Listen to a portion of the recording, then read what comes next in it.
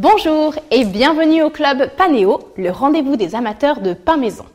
Aujourd'hui, je vais vous expliquer comment faire un bon pain de mie. Vous allez voir, c'est simple et ça se passe en 5 étapes. On commence. 270 ml d'eau, 21 ml d'huile de tournesol, 14 g de lait en poudre, 9 g de sel, 500 g de farine T55, 21 g de sucre, 5 g de levure sèche ou alors 15 g de levure fraîche comme vous voulez. Et voilà.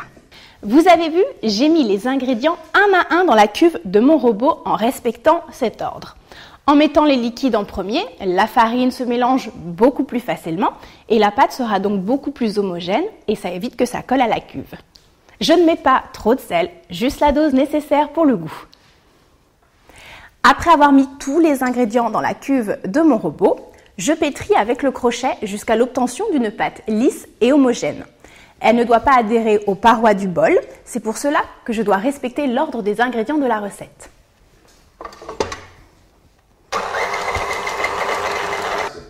Le façonnage, cette étape détermine la forme du pain. Je forme une boule avec ma pâte que je mets sur une plaque de cuisson. Je la laisse reposer à couvert pendant 80 minutes.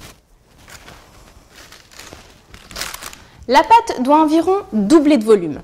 Attention, il ne faut pas la laisser trop reposer, sinon elle retombe.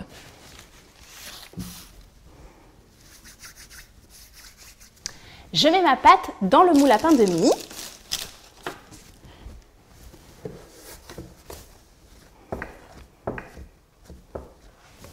Je badigeonne ma pâte avec un œuf entier battu.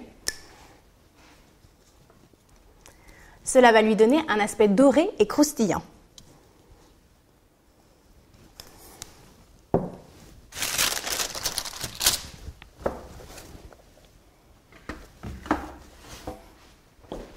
Dans mon four chauffé à 220 degrés, j'enfourne mon pain et le laisse cuire pendant 40 minutes.